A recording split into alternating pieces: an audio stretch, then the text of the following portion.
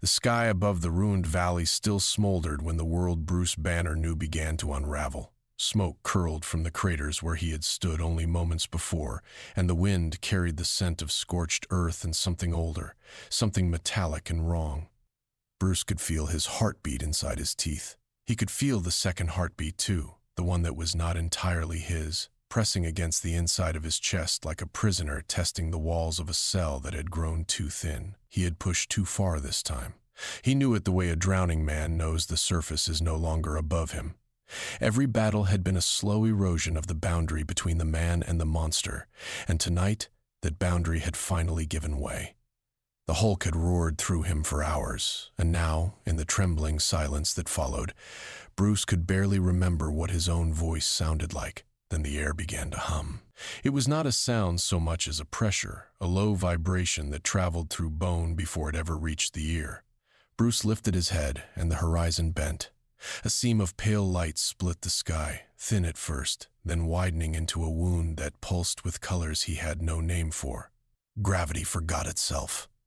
Rocks lifted from the ground. His own body rose, weightless and helpless, dragged toward the tier like a leaf pulled into a river. He tried to scream. The monster screamed for him, and then the world was gone. He fell through nothing for what felt like hours and no time at all. There were images inside the fall, fragments of memory and vision tangled together. A laboratory, a woman's face he could no longer name, a hand reaching for him that he could not reach back to. The green thunder inside him did not roar during the crossing. It listened, it waited, it understood in some primal way that something enormous had happened. When the falling stopped, the impact came without warning. He struck pavement so hard that the street cracked outward in a spiderweb of concrete and steel. Dust rose around him in a slow cathedral of gray. For a long moment, nothing moved. Then, somewhere beyond the cloud, a car alarm began to wail, and the ordinary sound of it felt almost unbearable after the silence of the crossing. He rose slowly. His skin was green. His shoulders filled the width of the road. Bruce was still there, buried somewhere beneath, but it was the Hulk who opened his eyes to this new world. The city that surrounded him was not his own. The skyline was too clean, too unfamiliar. The buildings rose in gleaming towers of blue glass and pale steel, and the lights that ran along their edges shimmered with a technology that did not belong to any nation he remembered. Above him, aircraft carved silent arcs through the sky, sleek and predatory, painted in colors that meant nothing to him. Below, people ran. They always ran. A child stumbled and fell in the middle of the street. His mother turned back, terrified, and dragged him up by the arm. Their eyes met the Hulk's for only a heartbeat, and in that heartbeat the monster saw something he had seen 1,000 times before. Fear. The same fear. In every world, apparently, it wore the same face. He did not move. He did not roar. He simply stood, breathing, trying to understand. Then the soldiers came. They arrived in armored vehicles that hissed rather than rumbled, their weapons mounted on stabilizers that tracked him with a precision no human hand could match. Voices barked commands through loudspeakers, ordering him to kneel, to surrender, to identify himself. The Hulk did not understand the words as instructions. He understood them as threat. Someone gave an order. A younger voice, uncertain, too eager. The first shot cracked the air. The bullet struck him in the chest and flattened against his skin like a raindrop against stone. A second followed, then a dozen, then 100. The street filled with the roar of gunfire and the ringing of spent shells. The Hulk stood in the center of it all, unmoved, unbleeding, and something inside him that had been trying very hard to remain quiet began, at last, to wake up. He lowered his head. The roar that came out of him was not sound. It was weather. Windows shattered along the street. Car alarms cut off mid-cry. The armored vehicles slid backward on their tires as though shoved by an invisible hand. A soldier dropped his weapon and stumbled away, forgetting every year of his training in a single instant of animal knowledge. The Hulk stepped forward, and the road cracked beneath him. He did not kill them. Somewhere inside the green thunder, a smaller voice whispered that these were not the enemies he remembered, that this city was not the desert, that the men in the armor did not know him. The Hulk listened to that voice more than he ever had before. He did not know why, perhaps because there was no one else here who did. Above the street, cameras hovered on silent rotors, their lenses trained on him like the eyes of a curious crowd. He did not know what they were, but he understood being watched. In every world, apparently, that two wore the same face. Within minutes, his image was traveling across the world he had never asked to enter. On screens in coffee shops and command centers, in living rooms and briefing rooms, the same footage played on endless loop. A green giant in the middle of a broken street, a wall of gunfire that did nothing, a roar that shook a city block. In a room without windows, deep beneath a building that officially did not exist, a man with tired eyes and a lit cigar watched the footage without expression. Cecil Stedman had seen many strange things in his career. He had cataloged alien invasions, engineered heroes, buried secrets that would have broken smaller men. Yet as he studied the creature on the screen, he felt a cold pressure at the base of his skull that he had not felt in years. The thing was not invading. That was what unsettled him. Every invader he had ever known moved with purpose. This one moved like a man who had woken in a room he did not recognize. Cecil tapped the ash from his cigar and spoke quietly into the empty air, and somewhere in the building, analysts began to move. Far above the city, above the aircraft and the clouds and the noise, another figure hung motionless in the thin air. His cape drifted around his shoulders in slow curls. His mustache was neat, his eyes calm, his posture almost bored. Nolan Grayson had watched many creatures fall from the sky over the years. Most of them had died within hours of arrival. This one, he suspected, would take longer. Omni-Man tilted his head slightly, as though listening to something distant. He had felt the tear in the sky before the cameras had captured it. He had felt the weight of whatever had come through. Strength recognized strength, even at a distance, and what he sensed on that broken street below did not fit inside any category he had prepared for this world. He did not move to intervene, not yet. He preferred to understand a threat before he answered it. Below, in the middle of the ruined street, the Hulk sank slowly onto one knee. The gunfire had stopped. The soldiers had pulled back. The child and his mother were long gone. For the first time since the tearing sky, the monster was alone with himself. Bruce Banner surfaced for a moment behind the Hulk's eyes, blinking at unfamiliar stars beginning to appear above unfamiliar towers. He did not know where he was. He did not know how he had come here. He only knew that this world had already decided what he was before he had spoken a single word. He closed his eyes, and somewhere in the dark above him, Omni-Man began, at last, to descend. Morning came to the wounded city like an apology that no one quite believed. Pale light spilled between the broken towers and gilded the dust that still hung in the air. The streets had been evacuated for 6 blocks in every direction, and the silence that followed felt heavier than the gunfire that had filled the night. In the center of that silence, in the middle of a crater that had once been an intersection, the Hulk sat with his arms across his knees, watching the sky. He had not slept. He had not moved. He had listened to the city breathe around him, to the distant hum of aircraft, to the whispered coordination of soldiers who no longer dared to approach. Somewhere beneath the green shoulders and the slow, patient breathing, Bruce Banner was awake as well, thinking in the quiet way he only ever thought when the monster allowed him to. Then he heard them coming. They did not arrive in vehicles. They arrived on the wind. The first was a streak of red and gold that cut across the sky and slowed above the crater with the grace of a falling banner. War Woman touched down on the cracked pavement without a sound, her mace resting across her shoulder, her expression carved from something older than caution. Behind her, Immortal descended more slowly, his cape trailing, his ancient eyes measuring the giant in the way a mountain measures a storm.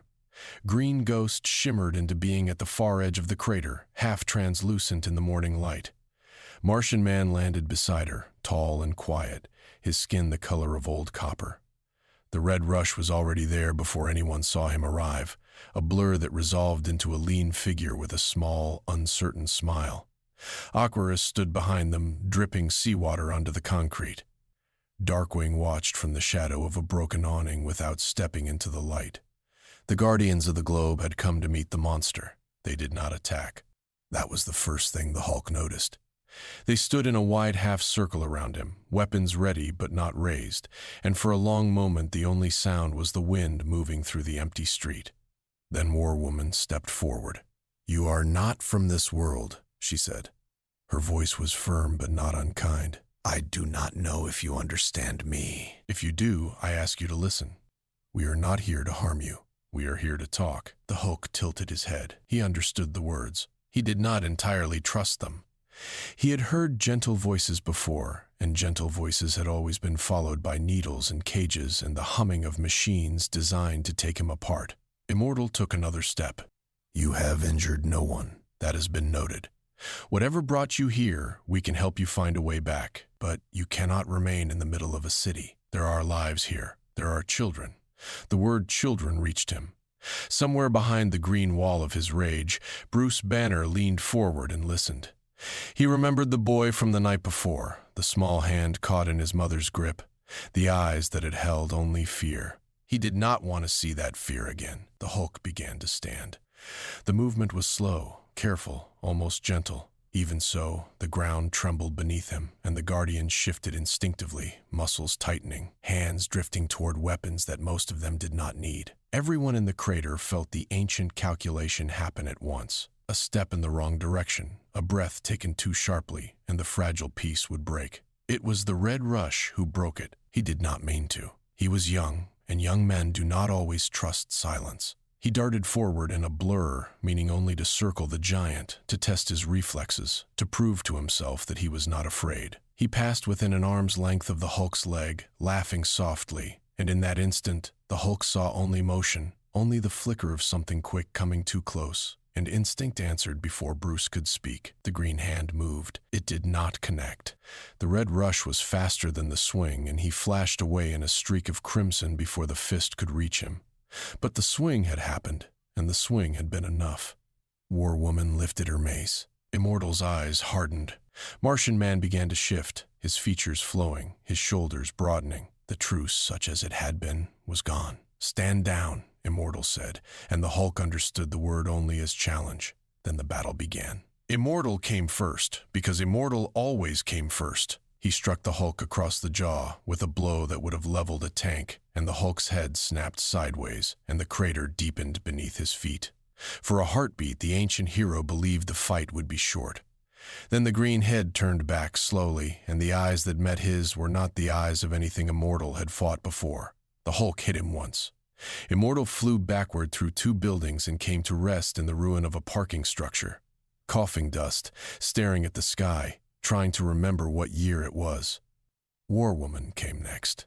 Her mace struck the Hulk's shoulder with a sound like a bell being rung inside a mountain, and she followed the blow with 3 more, each one delivered with the discipline of a warrior who had trained for centuries.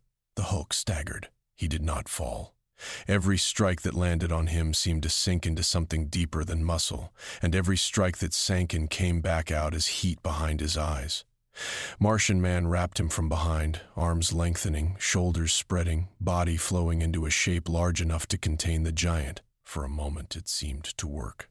Then the Hulk breathed in, and the arms began to strain, and the Martian's calm face tightened into something close to panic. "He is getting stronger," Martian Man said, and his voice carried across the crater. "The longer this lasts, the worse it becomes." Green Ghost tried to reach into the Hulk's mind and recoiled almost at once, her form flickering, her hands rising to her temples. What she had touched inside him was not a mind in any shape she recognized. It was a storm, and beneath the storm, a small and very tired man calling for silence. Aquarus struck with a spear of hardened water. Darkwing appeared from a rift of shadow and drove a blade of black energy into the Hulk's back. The Red Rush circled, striking 100 times a second, each blow a bee sting against a mountain. The Guardians fought the way they had always fought, together, coordinated, brilliant. And the Hulk grew, not in size exactly, in presence, in weight. Each blow that landed on him seemed to press something deeper down into the earth, and then bring something larger up in its place. His breathing slowed, his shoulders squared. The rage inside him, which had begun as a fire, became a furnace, and then something quieter and more terrible than either. He stopped stumbling. He began to walk. Martian Man was thrown aside. Aquarus was hurled through the wall of a bank. Darkwing vanished back into his shadows with blood on his mouth. War Woman held her ground the longest, and when the Hulk finally caught her mace in one hand and lifted her off the ground, she did not close her eyes. She looked at him with the calm of a woman who had already decided how she would die. He did not kill her. He held her there, suspended, her feet dangling above the cracked pavement, and he looked into her face for a long time. He saw fear in her eyes. He saw courage behind the fear. He saw, faintly, the reflection of himself in her pupils, and for the first time he saw what he looked like to her. Bruce Banner reached up from inside him and touched the edges of the storm. The Hulk set her down. He stepped back. The Guardians who could still stand froze where they were, half in disbelief, half in wary hope. Immortal limped out of the ruined parking structure, one hand pressed to his ribs, and stopped when he saw the giant lower his fists. He stopped, Immortal said quietly. He chose to stop. Far away, in a room without windows, Cecil Stedman watched the footage a second time, and then a third. He did not speak for a long time. When at last he set down his cigar, his voice was low and thoughtful, and the analysts around him leaned in to hear. His strength is not the weapon, Cecil said. His strength is the door. What we should be measuring is what walks through it.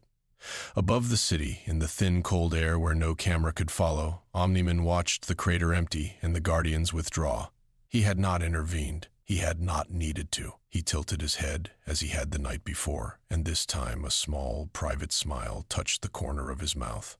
The Hulk had passed a test he did not know he had been given, and Omni-Man had decided, at last, that it was time for the two of them to meet. The sky over the city had a color that morning that Bruce Banner would remember for the rest of his life. It was not blue exactly, and not gray, but the pale, waiting color of a page before the ink touches it. The Guardians were gone.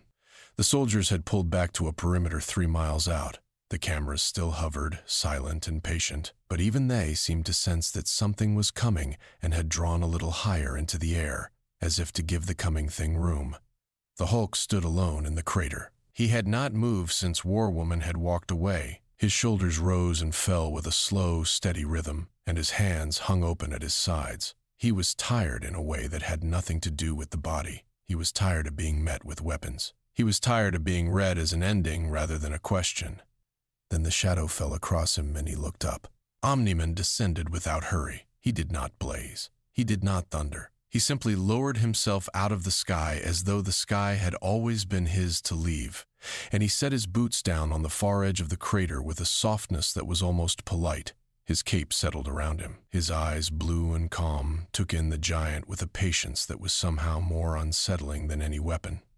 "You have caused a great deal of trouble," Omni-Man said, in the pleasant tone of a man commenting on the weather.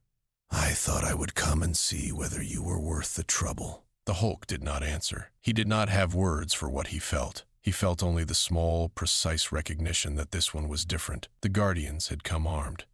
This one had come as the weapon. Omni-Man tilted his head. No introduction, no plea, no threat. That is refreshing. He stepped forward once, and the crater floor cracked beneath his boot. "Let us find out what you are." He moved. There was no wind-up, no gathering of force. One instant he stood at the edge of the crater, and the next his fist was buried in the Hulk's jaw, and the sound of the impact traveled outward through the city like a bell struck by a mountain. The Hulk left the ground. He did not simply fall backward, he flew, and he kept flying, through the front of a bank, through the marble columns behind it, through the vault, through the wall of the building across the street, and out into a plaza on the far side, where he came to rest in the ruin of a fountain that shattered under his weight. For a moment, the whole city held its breath.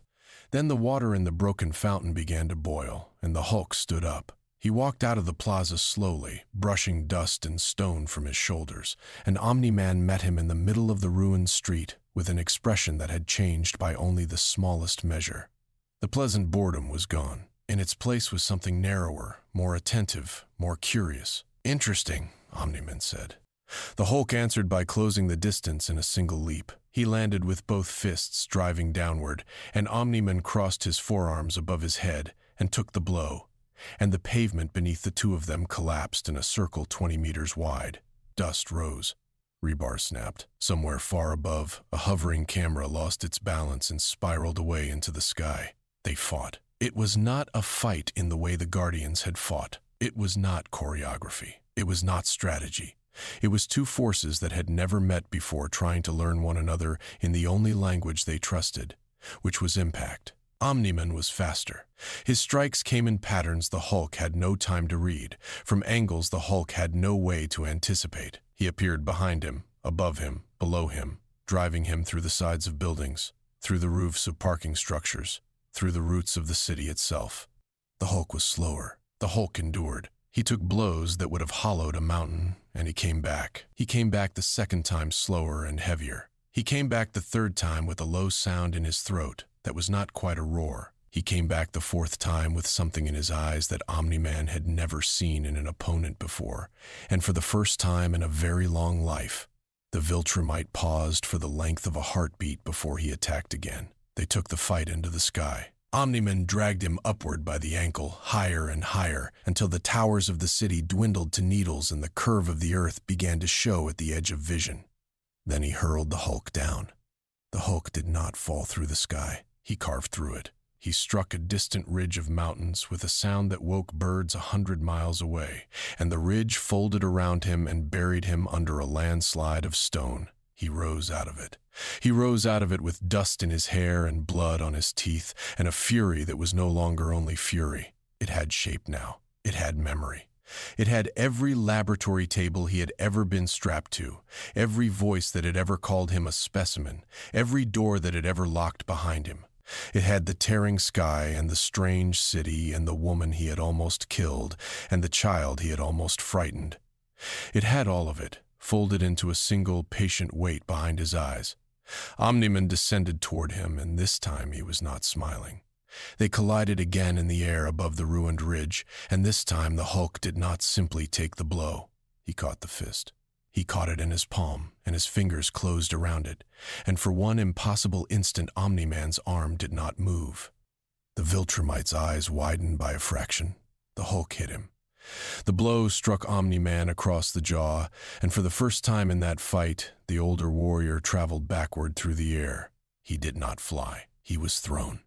He caught himself in the sky 100 meters away, one hand touching his lip, and when he brought the hand down there was a thin red line across his fingers. He stared at it for a long time. "Well," he said quietly, to no one in particular, "that is new." The Hulk roared. It was not a roar of triumph. It was a roar of recognition. He had found something in this world that could take his blows, and he had answered in kind, and for the first time since the sky had torn open above him, he felt something almost like the shape of a rival. He gathered himself to leap. Then he heard the scream. It was small, and it was far away, and it came from beneath them, from the streets that curved back toward the wounded city. A child's voice. The same pitch, perhaps, as the boy in the crosswalk the night before. Perhaps not. It did not matter which child it was. It only mattered that it was a child. The Hulk turned in the air. He looked down. Below them, at the edge of the fighting zone, a section of an office tower had begun to lean. Fire licked at its upper floors.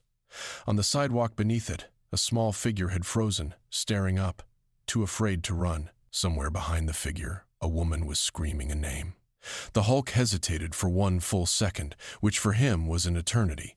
Then he abandoned the fight. He did not look back at Omni-Man. He did not brace for the blow he half expected to come between his shoulders. He simply dropped out of the sky, straight down, arms wide, and struck the ground beside the leaning tower with a force that cracked the street, but held him upright. He turned, set his shoulder against the falling column of stone and glass, and pushed.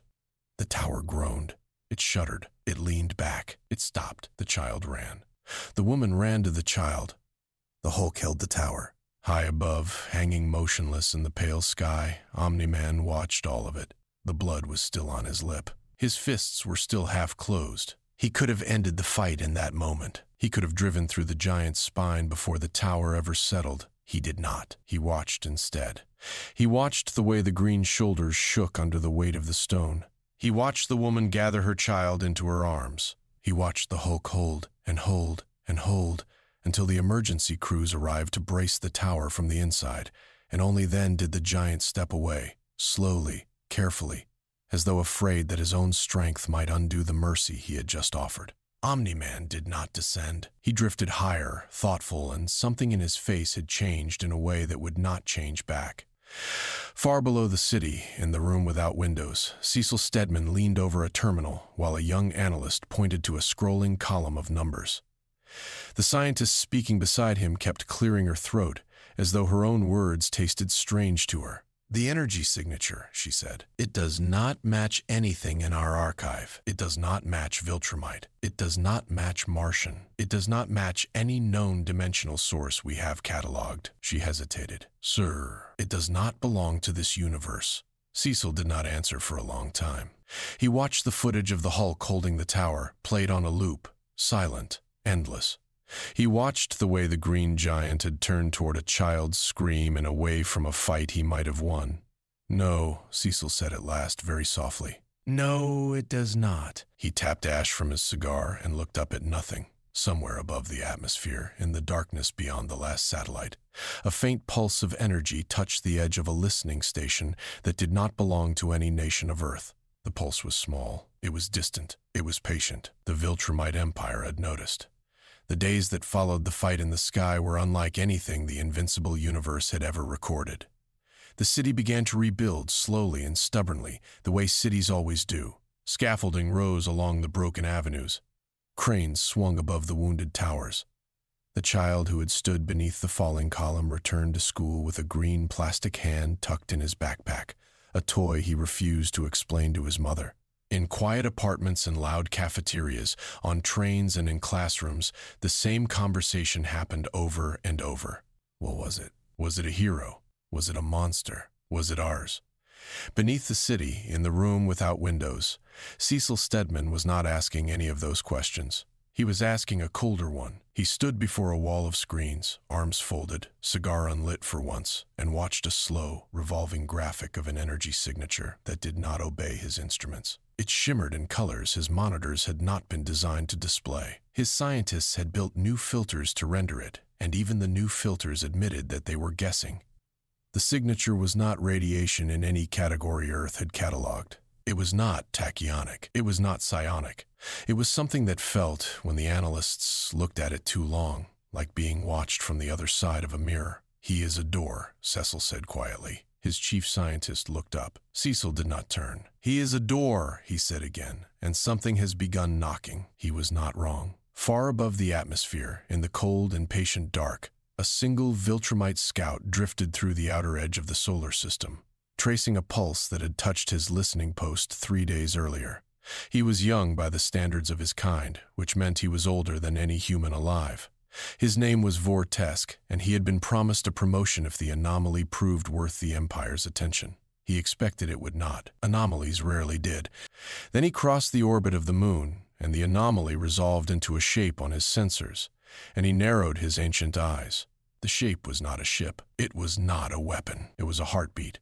Vortesk descended toward Earth with the calm certainty of a species that had never been taught the concept of doubt. He entered the atmosphere over an ocean, cut across a continent in the time it takes a human to draw breath, and arrived above the city where the door was standing. He did not announce himself. He did not need to. He simply hung in the sky above the wounded avenues and studied the green figure, below him with the mild disappointment of a scholar finding a mislabeled specimen.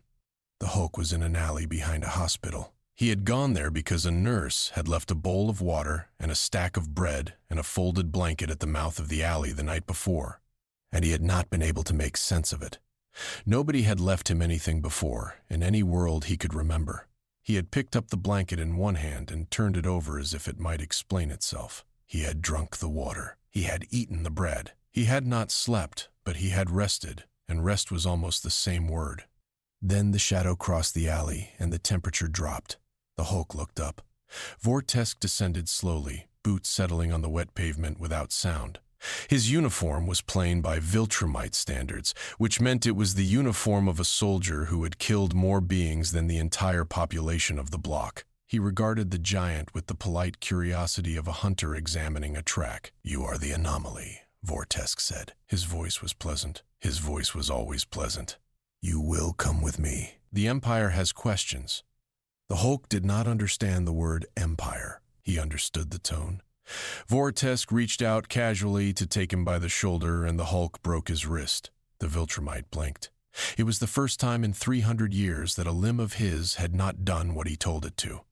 He looked down at the wrist, at the joint that had bent in the wrong direction, and then he looked up at the Hulk with an expression that was almost embarrassed. "Oh," Vortesk said. The Hulk hit him. The alley was not built for what happened next.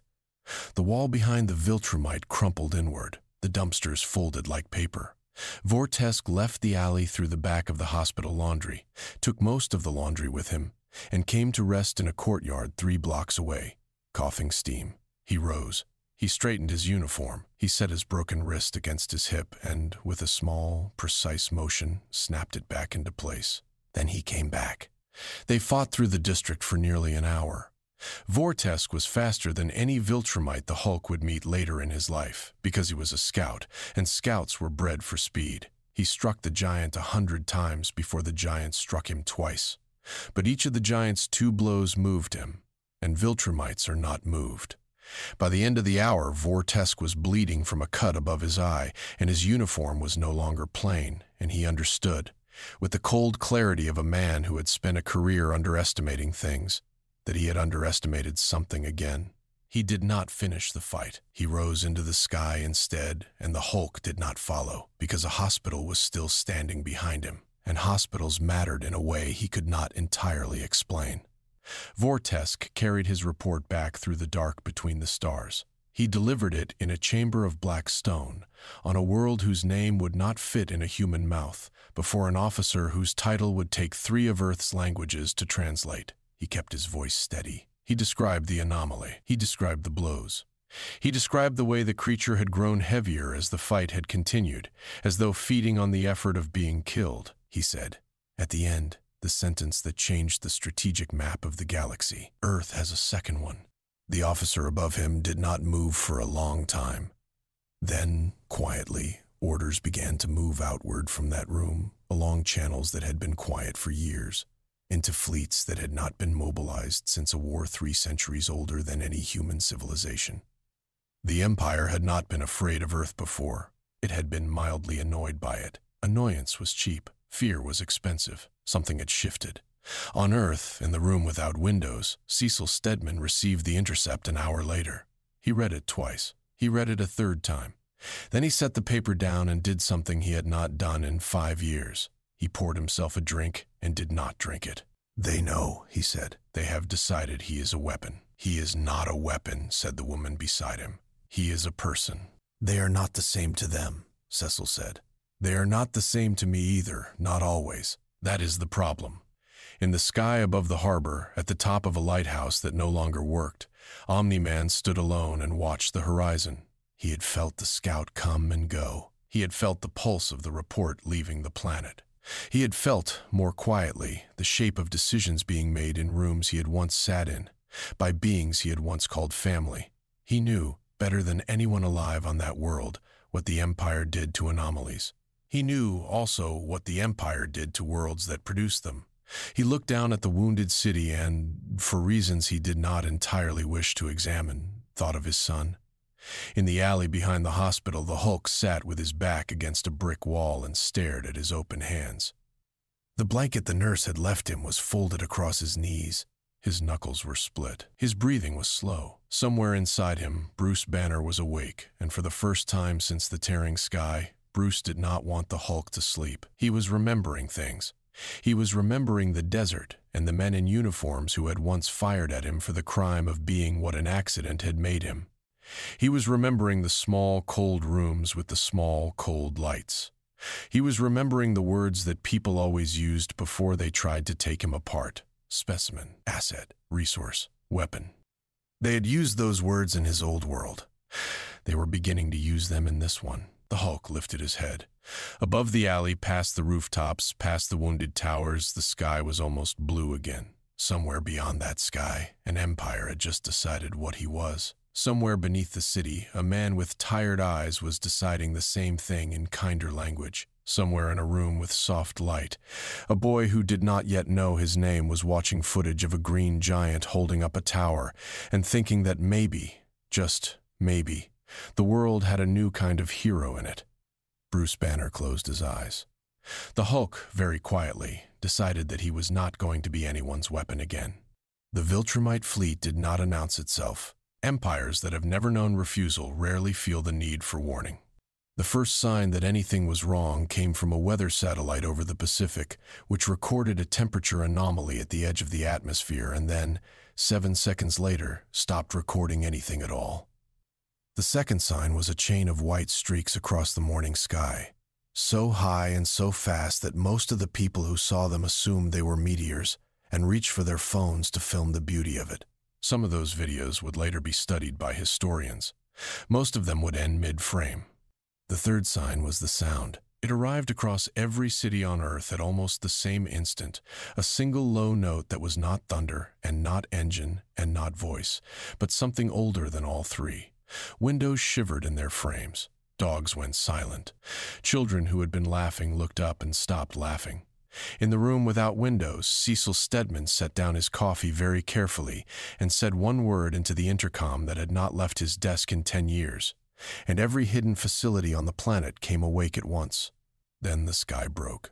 It broke over cities the humans had never bothered to fortify, because they had not known there was anything to fortify against. It broke over harbors and highways and hospitals.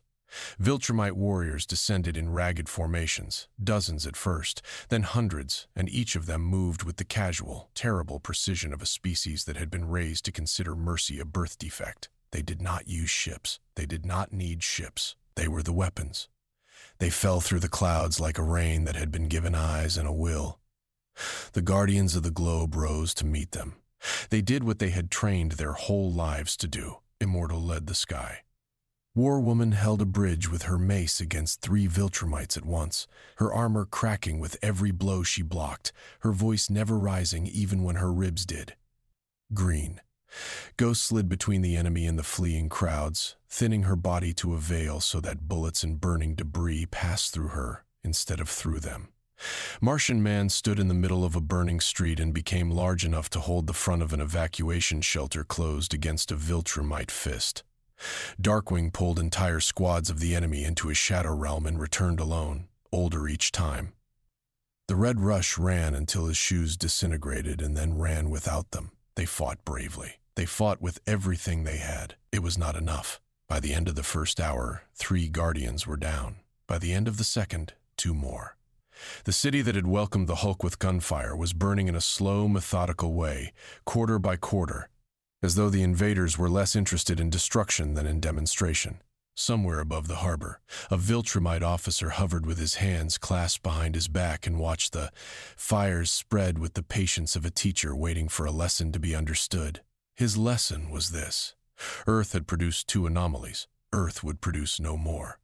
In the alley behind the hospital, the Hulk heard the sound before the sky broke. He was on his feet before the first Viltrumite touched a rooftop. He did not know what was coming. He knew only the shape of the fear moving through the city around him, the sudden silence of the traffic, the way the pigeons on the fire escapes lifted all at once and did not come down. He stepped out of the alley into a street that was already beginning to run. Then he saw the first body. It was not a soldier. It was not a hero. It was a man in a delivery uniform who had been carrying a paper bag of food across the crosswalk and who was now lying in the middle of the crosswalk with the bag still upright beside him, undisturbed, the receipt fluttering in the wind. Somewhere above the crosswalk, a Viltrumite was already gone, drifting toward the next street with the same disinterested calm. The Hulk looked at the paper bag. He looked at the receipt. Something inside him, something that had been arguing with itself for days, finally stopped arguing. He roared. The roar was different this time. It was not confusion. It was not defense. It was the sound of a decision being made in a chamber deeper than language. It rolled outward through the wounded city like a wave, and everywhere it touched, people who had been running lifted their heads. And Viltrumites who had been descending paused for the length of a single breath, and Immortal, bleeding on a rooftop with one arm hanging useless, smiled through the blood on his teeth. Then the Hulk began to run. He ran the way an avalanche runs. He struck the first Viltrumite in the small of the back at the corner of 12th and Grand, and the Viltrumite left the city on a trajectory that would carry him into low orbit before he stopped tumbling. He struck the second in the chest above a schoolyard, and the second did not come back. He struck the third, the fourth, the fifth. He did not count. He had never counted. The Hulk did not do math. The Hulk did work. The Viltrumites adjusted. That was the terrifying thing about them, and the thing that would define the day. They adjusted. Word passed through their ranks in the small, compressed pulses of their private language, and within minutes, the Hulk was no longer fighting individuals. He was fighting a pattern, 3 of them at a time, then 4, then 6. They came at him from angles above and below, in and out, and each of them was faster than any human weapon and stronger than any human hero, and each of them had spent centuries learning how to kill things larger than themselves.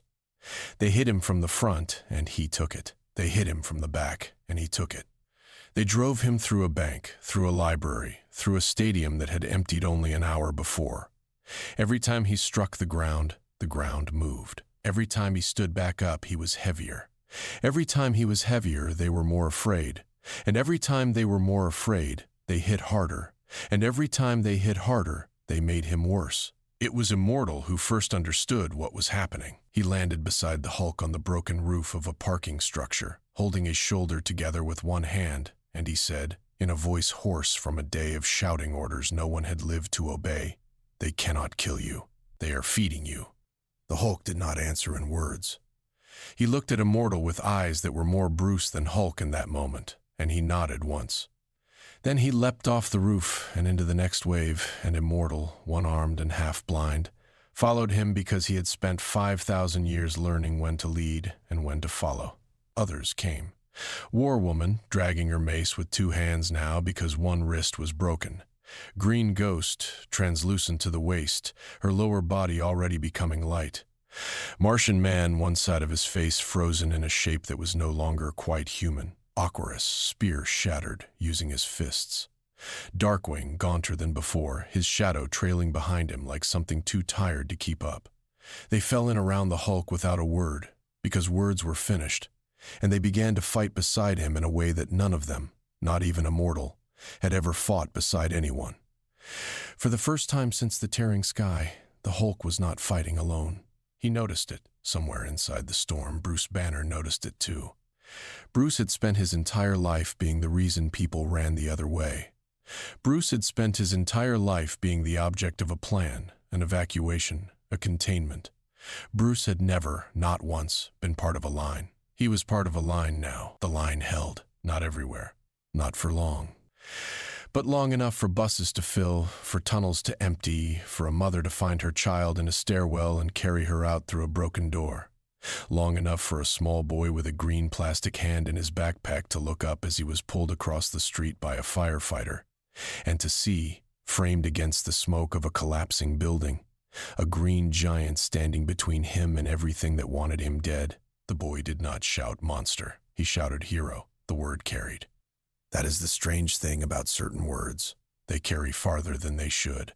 It reached the ear of a paramedic 3 blocks away, who repeated it to a police officer, who repeated it into a radio, and by the time the sun began to lower over the burning skyline, the word was moving through the city faster than the fires. Hero. Bruce Banner heard it from inside the storm. He did not weep, because the Hulk did not have room for weeping in that hour. But something in him, something that had been curled small and cold for a very long time, uncurled by a fraction, he did not feel like a curse. He felt like a choice. He felt, for the first time in more years than he could count, like a man who had been asked to be part of something and had said yes. Above the city, Omni-Man watched all of it. He had not descended. He had watched a Viltrumite officer he had known for 2 centuries direct the slaughter of a district he had once flown over in idle interest. He had watched his own kind bring their old, patient cruelty to a world that had not deserved it. He had watched a stranger from another universe stand in a line with broken heroes and refuse to move. He turned his face upward, toward the dark beyond the smoke, and for a long, dangerous moment, he considered what it would mean to break the promise he had come to Earth to keep. He did not break it, not yet.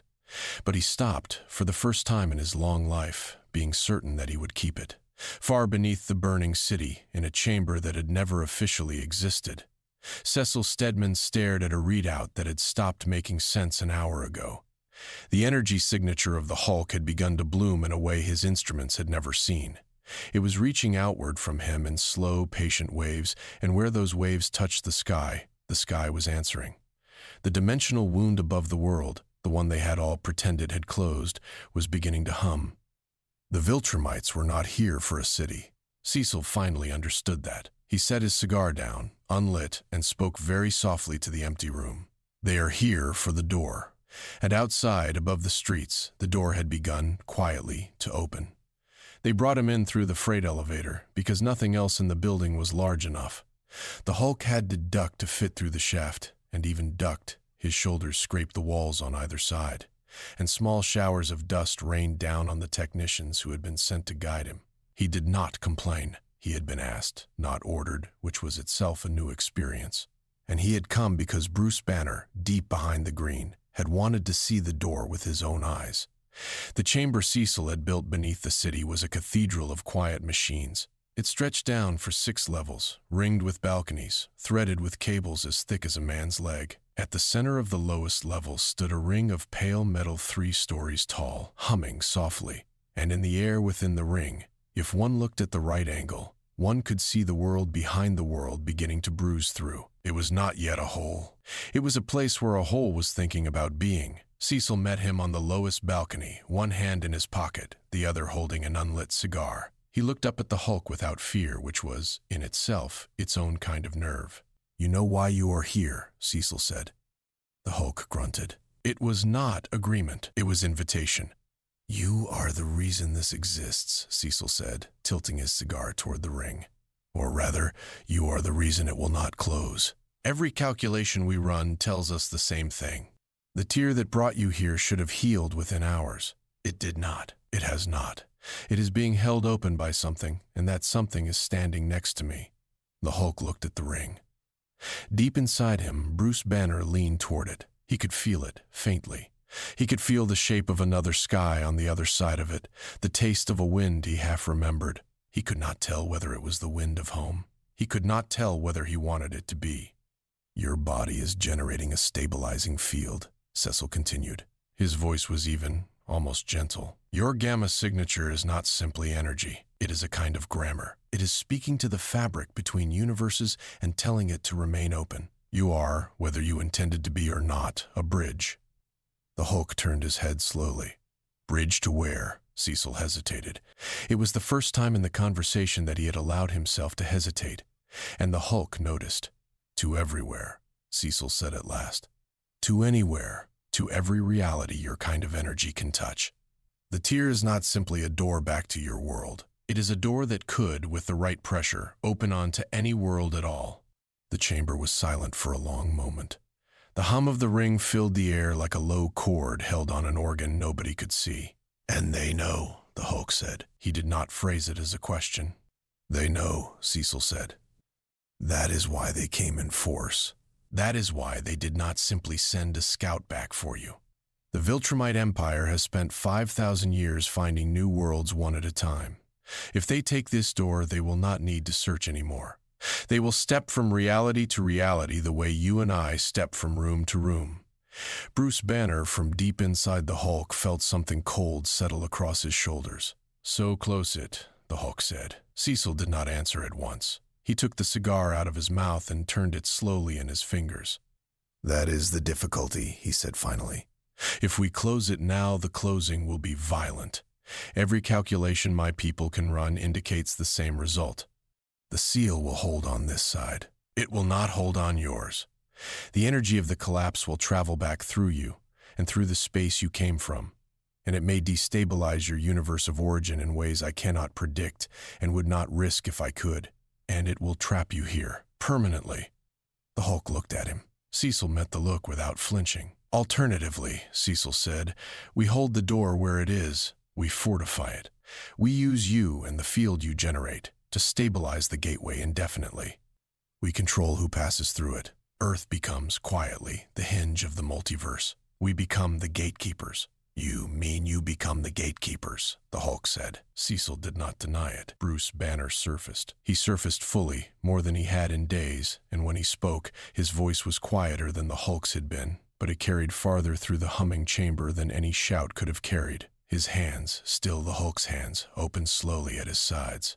"I have been a lot of things," Bruce said. I have been a graduate student and a research fellow and a fugitive and a test subject and a case file. I have been called a subject and an asset and a resource and a weapon by men in better suits than yours, Mr. Stedman. I have been asked, very politely, to become the property of one country or another so many times that I have lost the exact count. Do you know what all of them had in common? Cecil said nothing. They all thought, Bruce said, that because I did not know what I was, I did not get to decide what I would be. The Hulk's shoulders rose behind his voice. I will not be your hinge, Bruce said. I will not be your door. I will not be the mechanism by which you become an empire in your own right. I have watched empires. I have watched them from the inside of their laboratories. I did not survive one just to build another for you. Cecil listened. When Bruce was finished, he nodded once, slowly, and put the cigar back between his teeth without lighting it. I did not think you would agree, he said. I thought you deserved to be asked. That is more than most have offered, Bruce said. I know, Cecil said. They stood a while longer, the man and the giant and the humming door, and none of them spoke. Later, in the quiet upper hallways of the facility, Bruce, still in the Hulk's body, but with the Hulk's fury folded down into something like a low, warm ember, walked alone. He did not know precisely where he was going. He knew only that the walls of the chamber had become too heavy. He turned a corner and found the corridor lengthening into a long, empty gallery lined with glass. Beyond the glass was another chamber, dim and quiet, empty except for a single figure standing at its center. The figure was Omni-Man. He turned as Bruce approached the glass, and he inclined his head in a small, private greeting. He did not smile. His eyes, in that lower light, looked older than the mountains the Hulk had recently punched through. You should not stay here long, Omni-Man said. His voice came through the glass as a low murmur. This building has ears. So does the man who owns it. You do not seem worried, Bruce said. I have been worried in my life, Omni-Man said. I no longer have the strength for most of the shapes it takes. He stepped closer to the glass. There was on his face an expression Bruce had not seen in this world yet. It was the face of a man about to speak against his own history. I am going to tell you something, Omni-Man said, that I have not told anyone on this planet. I am going to tell it to you because you are not from here, and because you will either die soon or become the most dangerous person on this world, and either way, it does not matter what you know. Bruce did not move. Viltrum is not invincible, Omni-Man said. It is not. It is a species that has convinced itself that it is, and convinced most of the galaxy along with it. But at its heart, it is a small population of beings held together by a lie. It has weaknesses. It has fractures. It has old wounds that have never been allowed to scar because scars would mean admitting that anything ever cut us. If you ever choose, truly choose, to stand against the Empire, know this. It can bleed. I have made it bleed. I intend to make it bleed again. He held Bruce's gaze through the glass for a long, deliberate moment. If you decide to protect this world, he said, you will not be protecting it from a monster. You will be protecting it from an idea. And ideas are harder to break than empires, but not by much. He stepped back from the glass. He did not say goodbye. He simply rose silently through an opening in the ceiling that Bruce had not noticed until he was already through it. Bruce stood alone in the corridor, the Hulk quiet inside him, and thought for a very long time. Somewhere below, the door hummed. Somewhere above, an empire waited. Somewhere in the city, a boy with a green plastic hand in his backpack was drawing pictures of a giant holding up a tower, and none of the pictures were of a monster. Bruce Banner closed his eyes and, at last, began to decide. They met, in the end, on a rooftop, because rooftops in that city had become the only places quiet enough to hear a person think. It was a school building, closed for the season, its playground silent under a thin sheet of rain. The Hulk sat with his back against the low parapet, elbows on his knees, watching the city breathe below him. He had not asked for company. He had not exactly refused it either. Mark Grayson landed on the far corner of the roof with the graceless enthusiasm of a young man who had not yet been in the sky long enough to learn quietness. He walked over with his hands in his pockets, awkward in his costume in the way people are awkward in clothes they have not yet earned, and he sat down cross-legged on the wet gravel, a careful arm's length from the giant. For a long time, neither of them spoke. I did not come to fight you, Mark said finally. His voice cracked a little on the word fight, and he cleared it and tried again. I came because, well, I have been watching the footage. Everybody has. And I thought somebody should just come and sit. The Hulk turned his head slowly. He studied the boy in the blue and yellow costume with an expression that Bruce Banner had spent years teaching people to read. It was not the expression of a monster. It was the expression of a man being cautious about being seen. Sit, the Hulk said. Mark smiled, small and uncertain. Yeah, just sit. They sat. The rain thickened, then thinned. Somewhere far below, a bus pulled up to a stop and let out a small crowd of tired workers. Somewhere farther, a siren rose and fell. Above them, above the low clouds, the tier that Cecil's people were now calling the door hummed at a frequency neither of them could hear, but both of them, for different reasons, could feel. My father is Omni-Man, Mark said. It came out abruptly, as though he had been holding the sentence in his mouth for the entire flight over. You have probably figured that out. I have not been paying attention to who is whose son, the Hulk said. I have been busy. Mark laughed, once, without meaning to. Fair. He picked a piece of gravel off the roof and turned it between his fingers. I am half Viltrumite, Mark said. That is what he is. That is what I am, technically. Half of me is a species that does what you have been watching them do. And half of me is my mom, who is, human and nice and makes lasagna. The Hulk snorted quietly. Bruce Banner inside him smiled without moving the face. I do not know what I am supposed to do with that, Mark said. He was not looking at the giant anymore. He was looking at the gravel. I keep thinking, all the time actually, if half of me is that? Am I that? Am I going to be that? Am I already that and just have not noticed yet? You are not that, the Hulk said. Mark looked up. How do you know? Because that would not be sitting here in the rain, the Hulk said, worrying about whether it was that. Mark went very quiet. The Hulk shifted, uncomfortable with having said something that carried weight. He turned his hands over on his knees. They were enormous hands. They had been in laboratories and deserts and stadiums and rivers. They had held a child's mother once, briefly in another world, before the fear in her eyes had made him let go. I have a thing inside me, the Hulk said. His voice was slower than usual, less growl and more breath.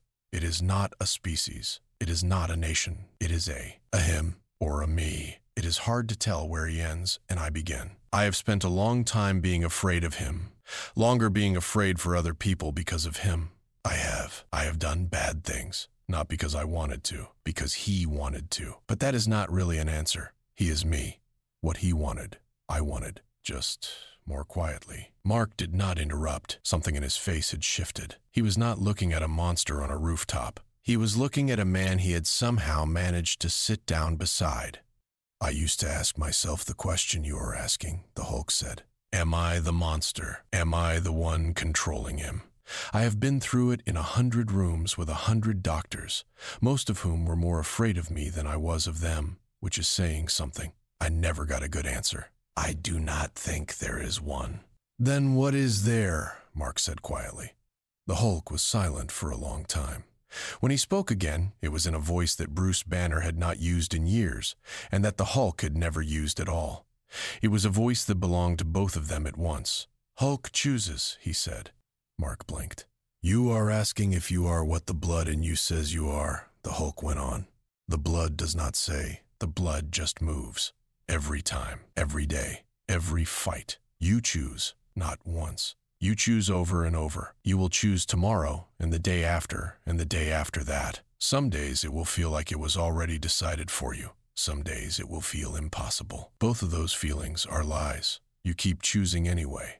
That is what you are, not the blood. The choosing. Mark did not answer. He looked out over the city.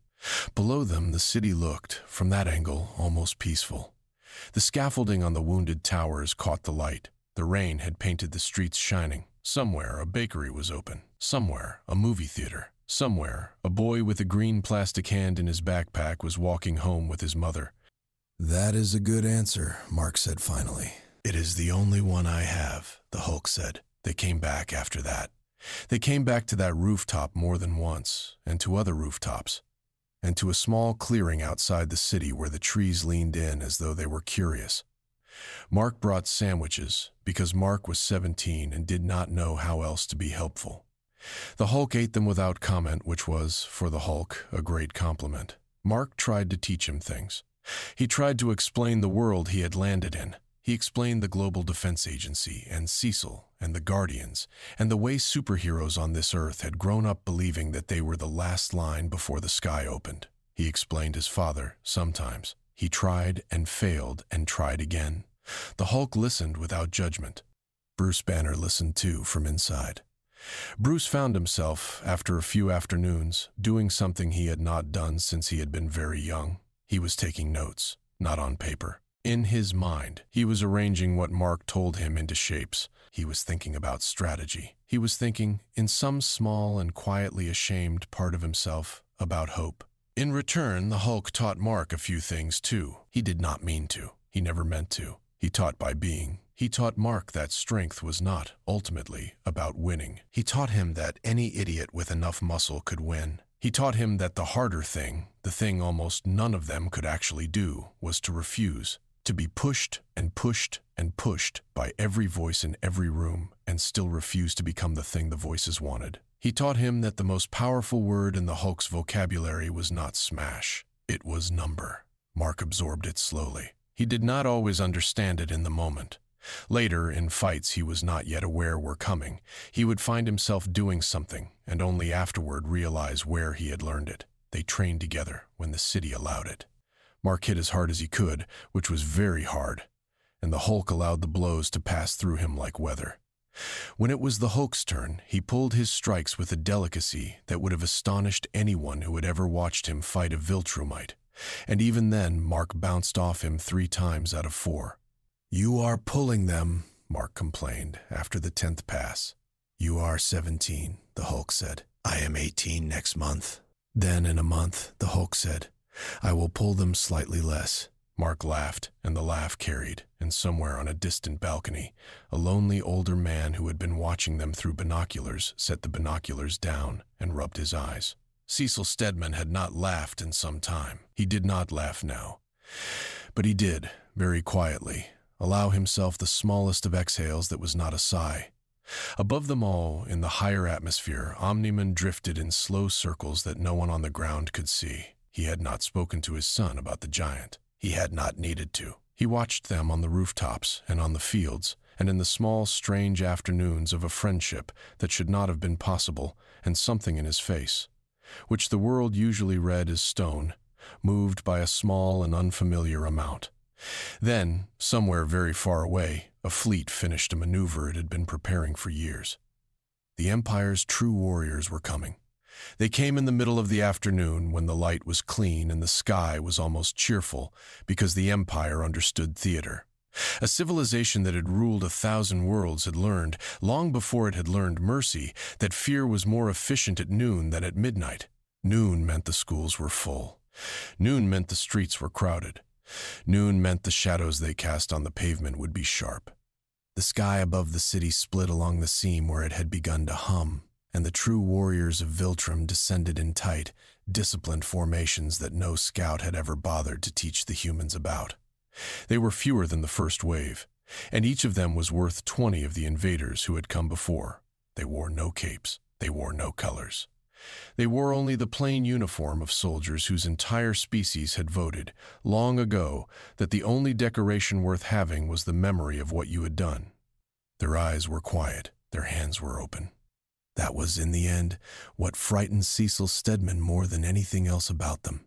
They did not clench their fists. They did not need to. At their center was General Voss. He was older than any guardian on Earth, older than most earthly languages, older than the concept of Earth as a name any species used. He was, in the strictest sense, one of the men who had made the Empire what it was. He had crossed the sky over the wounded city as though he owned it, because in every meaningful way, he did. He hung above the harbor and spoke, once, into a device that translated his voice into every human language at once, on every open channel, in every ear. His voice was calm. His voice was almost kind.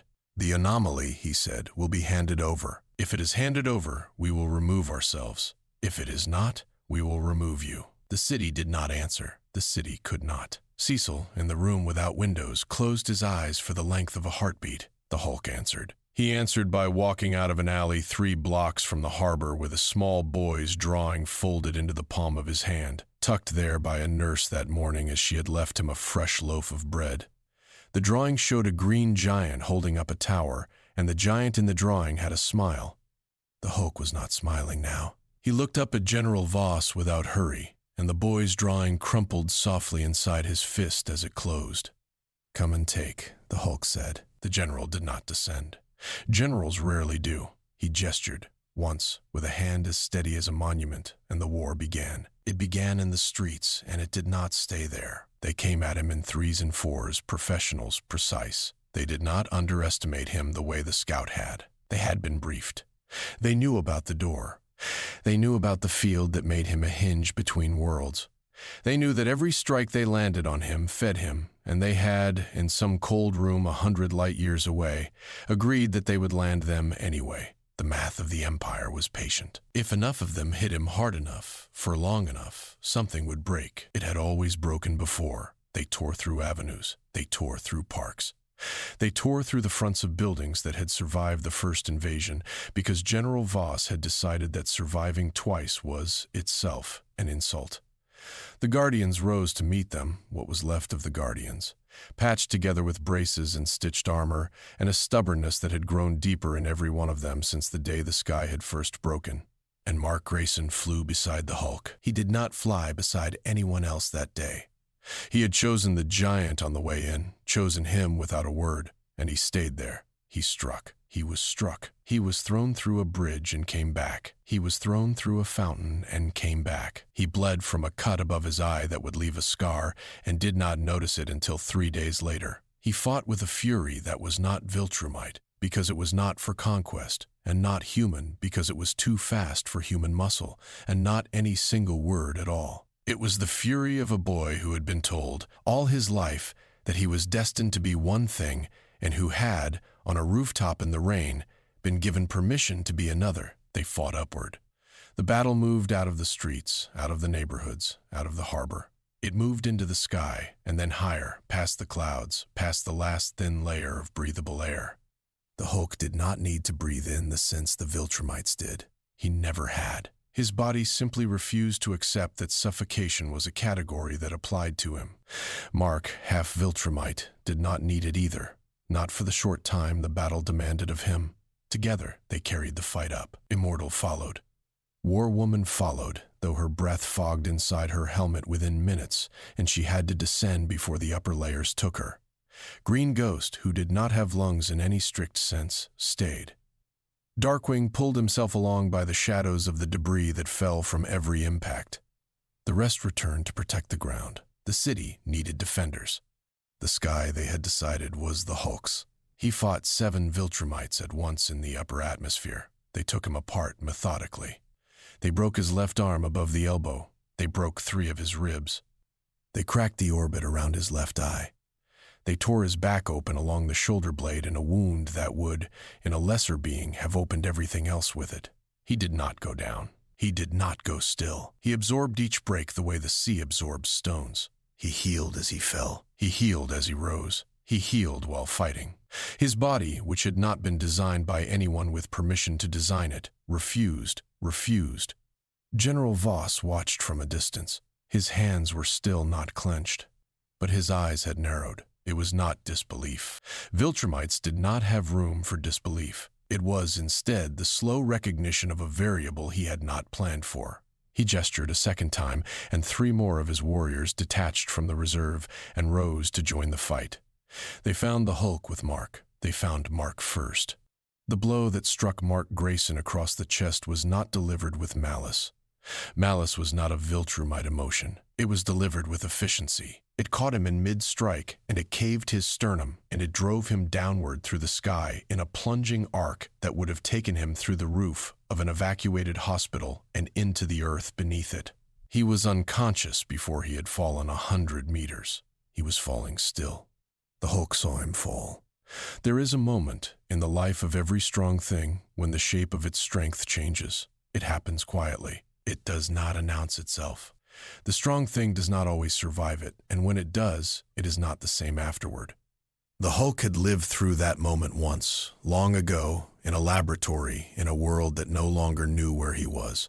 He had lived through it again in the desert. He had lived through it again on the shore of a lake he could not name. He lived through it a fourth time now, in the sky above a city that was not his own, as he watched a 17-year-old boy tumble unconscious toward the ground. He did not roar. That was what would haunt the Viltrumites who survived the day. He did not roar. In every prior engagement he had roared, and they had understood what to do with the roar. It was a variable they had catalogued. It was a shape they had beaten before, if barely. What he did instead was worse. He became quiet. The rage was still there. It had not gone anywhere. It could not go anywhere. It was as much a part of him as his shoulders, as much a part of him as the small, tired man behind his eyes. But the rage, for the first time in his life, had a use that was not simply the rage's own. It aimed. It listened. It waited for instructions from a place inside him that had, over the last weeks on rooftops in the rain, learned to speak in the same language as Bruce Banner. The Hulk dove. He caught Mark 200 meters above the hospital roof. He caught him gently, because gently was possible now. And he set him down on the tarred flat of the roof with a care that would have astonished anyone who had ever seen the giant break something. He turned. He rose. He rose slowly. The Viltrumites were waiting for him. They had reformed their ring. General Voss himself had descended one full altitude to observe more directly. There were 7 of them within striking distance, and 3 more circling. They had never, in the entire history of the Empire, arranged themselves against a single opponent in that number without ending the opponent within minutes.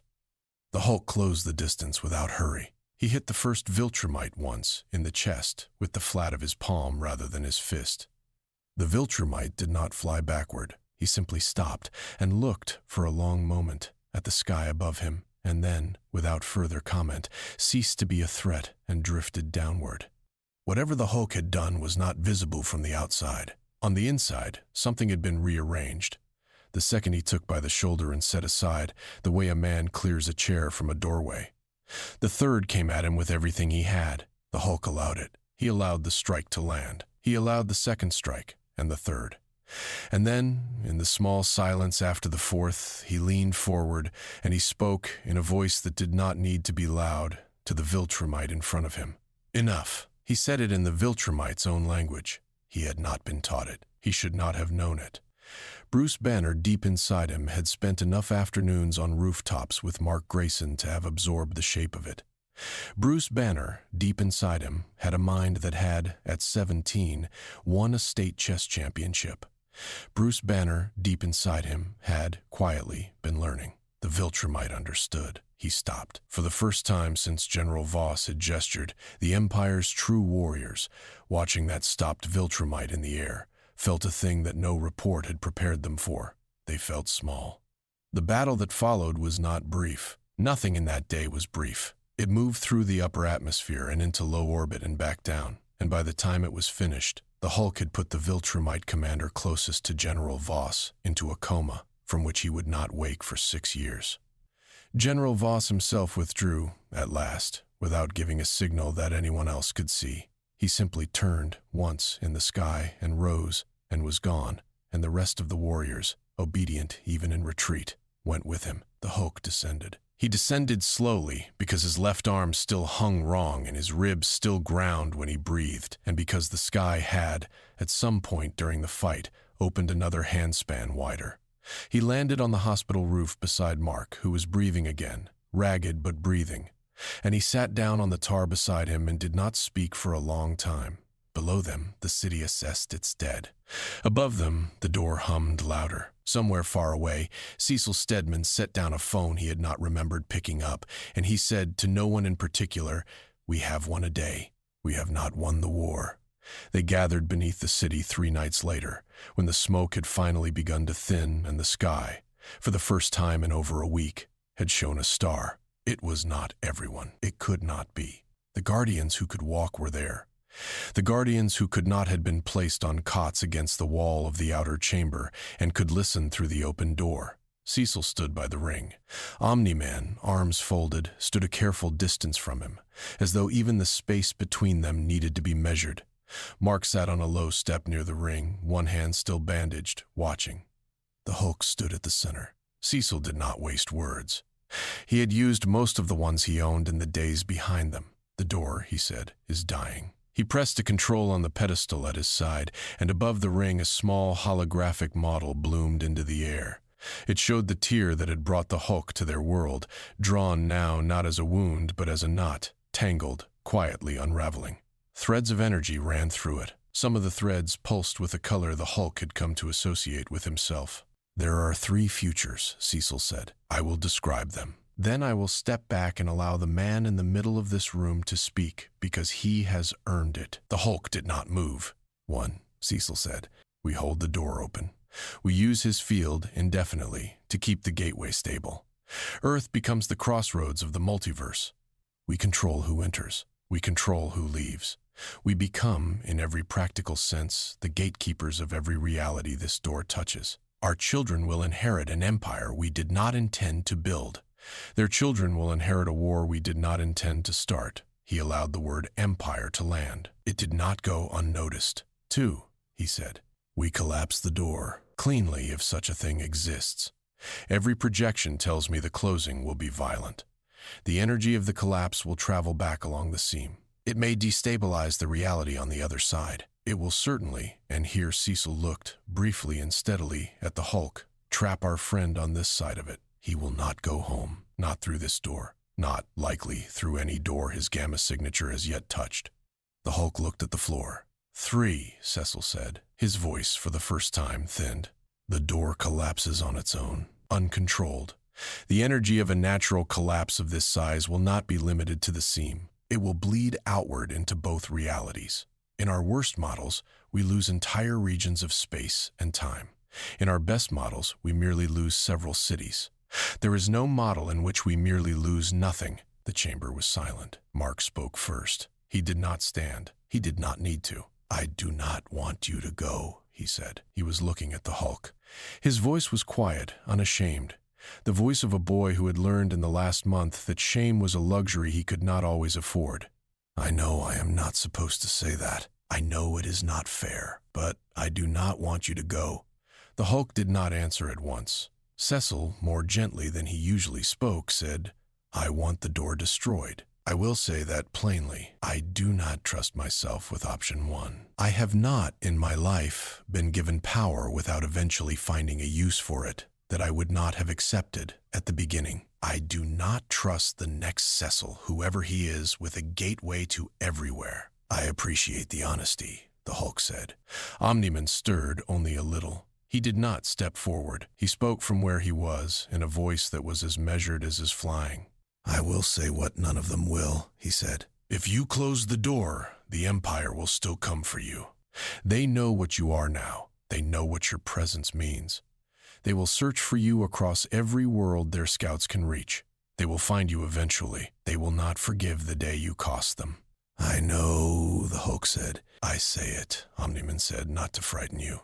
I say it because I have watched them do it before. I say it because you deserve to make this choice with clear eyes." "I know," the Hulk said again. He turned, at last. He turned toward the ring. The knot above it pulsed in slow, patient waves, one for each of his own heartbeats. He looked at it for a long time. Inside him, Bruce Banner was already speaking. Bruce had been speaking for a while. The Hulk had, over the last weeks, learned to listen to him without needing to be quieted first.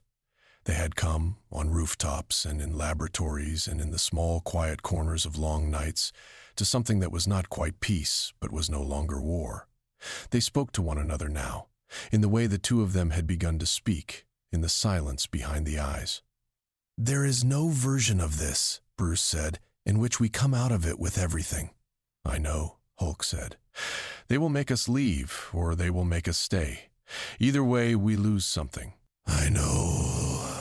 "If we stay," Bruce said, "the door remains. The Empire has a target. Everyone on this world is a target because of us." "I know." "If we go," Bruce said, "we may never come back." "I know." There was a long silence inside. "The boy needs us to leave," Bruce said. The world needs us to leave. I know. The boy will hate us for leaving, Bruce said. He will not, Hulk said. He might. He will not. Another silence. We could do it, Bruce said. We could destroy the door from the inside if we go with it. If we are inside the seam when it collapses, it will hold. It will hold cleanly. Cecil's numbers are not lying. They only look ugly because he does not want to say the last part out loud. I know, Hulk said. Bruce, for the first time in a very long time, felt tears on the inside of his own face, in the place where his face lived when Hulk was wearing it. Are you afraid? Bruce said. Yes, Hulk said. Me too, Bruce said. Choose, Hulk said. Then, gentler than he had ever been, choose with me. They chose. The Hulk turned back to the room. He did not raise his voice. He had not raised it since the Viltrumites had left. I will close it, he said. From the inside, Cecil closed his eyes for a moment. He did not object. There was on his face the small, tight expression of a man who has spent his entire career preparing to be relieved and has forgotten how to receive the feeling when it arrives. Mark stood up. He was not steady. His bandaged hand shook a little at his side. He walked across the chamber floor, past Cecil, past Omni-Man, past all of them, and he stopped in front of the giant. You came here as a monster, Mark said. His voice cracked. He did not try to hide it. The Hulk looked down at him. Bruce Banner looked out through his eyes at the boy in the ruined costume and the bandaged hand. Hulk, leave his hero, he said. Mark did not answer.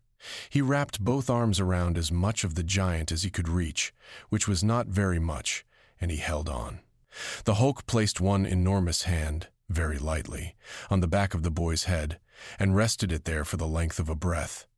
Then he stepped past him. He walked into the ring. Cecil turned the sequence. The pedestal lit up under his fingers, familiar and terrible. The knot above the ring began to spin. The threads of energy that had run through it tightened, then began to loosen in the pattern the scientists had spent every hour of the last week designing. The Hulk stood at the center. He did not look back. He did not need to. Everything he needed to say to that room had already been said in the shape of a step forward. The door opened wider around him. The ring hummed to a pitch that made the walls of the chamber sing along with it. Then, just as the collapse began, something went wrong. It was not the sort of wrong that anyone could name. Cecil later would say that a variable had shifted. Omni-Man later would say that another presence, far away and enormous, had reached out through the seam at the last possible instant. Mark later would say only that the door had blinked, and that the blink had had a color he had never seen before. The seam closed. The chamber went dark. When the lights came back, the ring was empty, and the knot above it was gone, and the humming had stopped, and the Hulk was gone with it. Mark stood alone at the edge of the ring. He looked up. Very far above the city, so faint that no camera would catch it. A small green glow drifted across the sky in a direction that was not precisely any of the four they had. Mark saw it. He did not tell anyone. Months passed, and the world learned to keep its head up again, in the slow way worlds do after they have survived something that had no business being survivable. Cranes worked through the winter. Streets were repaved. New windows were installed in the hospital where a boy with a green plastic hand had once sheltered under a leaning tower. The tower itself was rebuilt with a different design, quieter, less ambitious, and no one who walked past it seemed to mind. The seasons behaved. That was the strange thing. After what had happened in the sky, everyone had expected the seasons to be less predictable. But spring returned on time, and the trees along the wounded avenues bloomed in defiance of everything they had seen, and the birds that had gone silent that day came back and began arguing again on the fire escapes. Life resumed. It resumed without any of them noticing exactly when. Mark Grayson grew. He grew in the ways young men are supposed to grow, but also in the other ways, the ones nobody sees on a doorframe. He grew into a face that had learned to carry a scar above his eye without touching it every 10 minutes. He grew into a stride that no longer needed to prove itself in the sky. He grew, more quietly, into the low, steady patience of someone who had spent an afternoon on a rooftop with a giant and had come away understanding that most of the fights he would fight were not, in the end, about who was strongest. The Guardians rebuilt themselves too. Some of them healed, some of them retired. Some of them stayed but changed, in the way any survivor changes. Immortal took a lower profile, if a man that old could be said to take any profile at all. War Woman began, for the first time in her long life, to teach. Cecil Stedman, in the room without windows, kept a file locked in a drawer to which only he had the key. The file was thin. It had one label, written in the same tired hand that had signed off on so many other secrets. It said only, in careful block letters, subject: Hulk. Inside were 3 photographs, an energy chart, and a single folded drawing. The drawing showed a green giant holding up a tower. The giant was smiling. Cecil did not open the drawer often. He did not need to. He knew what was in it. In public, the story got told the way stories always get told when they are more useful than the truth.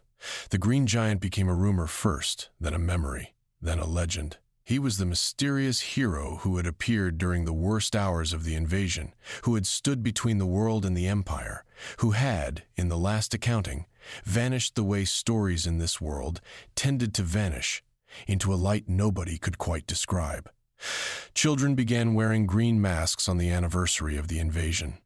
It started with one boy at a school on the east side of the city who wore a mask his mother had made him from an old bath towel and refused to take it off. Other children followed, because that is how children work. Within a year, the mask was a small industry. Within 2, it was in cereal boxes. Within 3, the city had a mural on the wall of the same hospital where a giant had once sat in the alley with a folded blanket. The mural showed a green figure with his back to the viewer, walking away into a horizon that was not, precisely, any of the 4 the world knew. Mark passed the mural often on his way to and from the field. He did not stop and look at it. He did not need to. He led the Guardians, in time. He did not want to. Nobody who should lead ever wants to. He was young for it, and he knew he was young for it, and he heard, in every meeting, the voices of older heroes who thought so too. But something had happened to Mark on those rooftops, in those long, rainy conversations. He had come away with a lesson he could not always name but could always feel. He would find himself in the middle of an impossible decision, standing very still and hearing, from a place inside his own chest, a low, steady voice that said, quietly, one word: choose. He would choose, and then he would live with the choice, and then he would choose again. He had a scar above his eye, and one on his shoulder, and one on his ribs, and one, invisible, along the inside of his heart. He carried them all with the quiet dignity of a man who no longer needed to prove that he had earned them. He was, though he would have laughed to hear it said, becoming the hero the world had not quite been ready for at 17. His father watched him. Nolan Grayson, who had once flown above the invasion with his hands behind his back and his face like stone, sometimes stood on rooftops now himself. He did not stand near his son. He stood far away and always upwind, and never long, he had said, once, to a woman he still called wife, that Mark had learned, something from the giant that he, Nolan, had needed 1,000 years to begin to learn, and that the shame of it did not shame him quite as much as it once would have. He did not know what to do with the humility of it. He was still working on that. Meanwhile, in another place entirely, a green figure walked. He walked across a landscape that was not any landscape either universe had catalogued. The sky above him was the color of an old bruise, streaked with slow bands of pale light. The ground was cracked and dry, as if it had once been water and had been asked, a long time ago, to be something else. There were no cities on the horizon. There were no roads. There were only distances and the giant and his shadow. His shadow was the strange thing. It did not match him. He noticed, after some time, that the shadow ran ahead of him rather than behind, that it stretched longer than any light in that sky should have permitted, and that when he stopped, it kept going. It did not go far. It stopped a short way ahead of him and waited, as though it had been waiting for a very long time and had learned patience. He walked toward it, slowly. Bruce Banner was awake inside him. Bruce had been awake since the ring, since the blink, since the sudden nothing that had opened and closed around them at the moment of the collapse.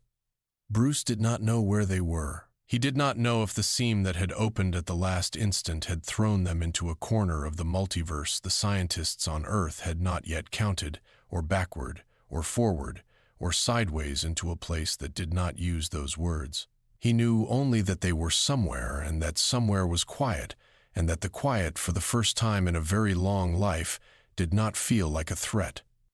The Hulk had not roared since the ring. Bruce noticed this. Bruce did not comment on it. There are some things you do not point out to a friend, in case pointing them out breaks them. Then, as they crossed a low ridge and started down into a valley that looked like every valley they had ever forgotten, a voice reached them across the dry ground. It was faint. It was familiar. It was not any voice they had heard in the last chapter of their life. Banner. The Hulk stopped. The shadow stopped ahead of him. The voice did not repeat itself. It did not need to. It hung in the air of that strange place with the weight of a hand set carefully on a shoulder. Bruce Banner, deep inside the Hulk, felt something he had not felt since he was very young. He felt recognized. The Hulk lifted his head slowly and looked out across the valley into the pale, strange light, into the beginning of something that neither of them had a name for yet. He did not roar. He listened. The voice, when it came again, did not belong to any single throat. That was the first thing Bruce Banner understood. It did not have a shape a mouth could have made. It arrived instead as though the valley itself had leaned in and pronounced his name, and every stone in the ground had helped. Banner, it said. The Hulk turned in a slow circle. The shadow ahead of him had begun to move again, but only a little, drifting, patient. There was no figure in the valley. There was only the light and the ground and the pale, bruised sky. "You are far from home," the voice said. "I know," Bruce said. He spoke without meaning to. His voice came from the Hulk's throat, but it was his voice, unshadowed, quiet. "You have carried something without knowing you carried it," the voice said. "It followed you across the seam. It has been following you since the first tearing. It has grown in the following." Bruce did not answer. The Hulk inside him went very still. "You must return," the voice said. "The place you left is not finished with you. It only thinks it is." The valley shivered. The light of the sky changed by a shade. The shadow ahead of the Hulk lifted, without wind, and pointed with what could not, properly, be called a hand. He did not remember the walking after that. He remembered only that the walking became running, and the running became falling, and the falling was, this time, gentler than the first. When his eyes opened again, he was on his back on cracked pavement, and above him, framed against a familiar wounded sky, was Mark Grayson's face. Mark did not speak for a long moment. He simply looked, the way a person looks at a room they had not expected to enter again. "You are late," Mark said. The Hulk sat up, slowly. The pavement he had landed on was in a park at the center of the city he had left. The trees around him were larger than he remembered. The scaffolding along the towers to the east had come down. There was a mural on the wall of the hospital. "How long?" the Hulk said. "A while," Mark said. He did not elaborate. He did not need to. He offered his hand, though the giant did not need it, and the giant took it anyway, because being offered a hand still meant something. The reunion, such as it was, did not have time to become sentimental. Cecil was there within the hour, older around the eyes, a thinner cigar between his fingers. Omni-Man was there within the day, thicker around the shoulders, a small, unhurried smile on his mouth that had not been there the last time the Hulk had seen him. The Guardians came in the order they always came in, some limping, some with new members whose names the Hulk had to learn, most with the tired patience of people who had lived long enough to be surprised without being afraid. They took him underground, to the chamber where the ring had once stood. The ring was gone. In its place was a low platform and a wall of screens. The screens showed data in colors the Hulk had not seen before. He recognized himself in the middle of the display, drawn as a small, quiet knot of light. He recognized, at the edge of the display, something else, something larger. "It followed you," Cecil said without preamble. His voice, older now, had grown gentler in some places and harder in others. The voice in the valley was correct. The tearing that brought you to us was not simply a tearing. It was a wound in the meat of the multiverse. Wounds attract things. Things came.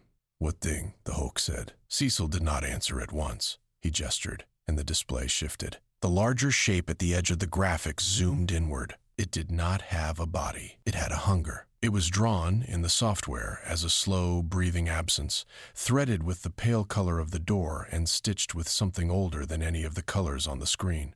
"We do not have a name for it," Cecil said. "The Guardians have called it many things while trying.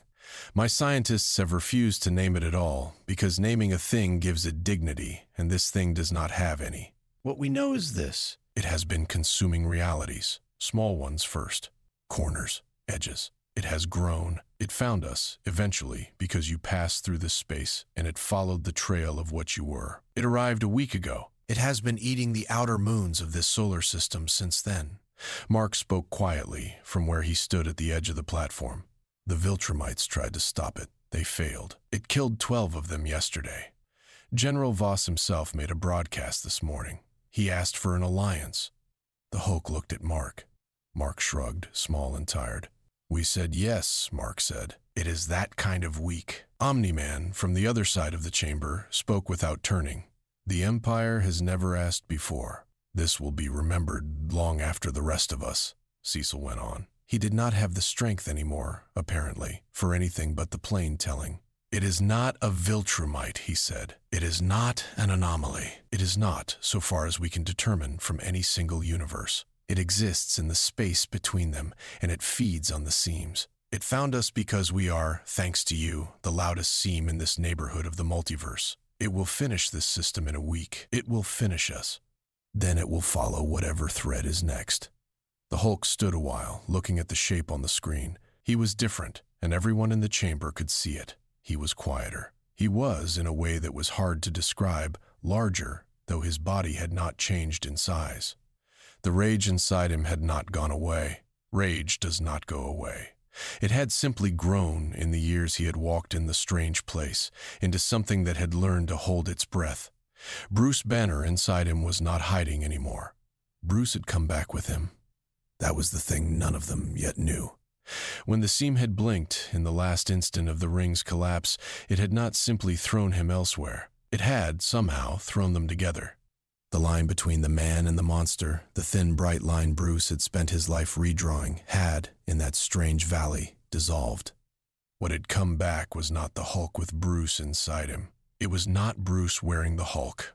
It was, for the first time, a single thing that answered to both names and did not confuse them.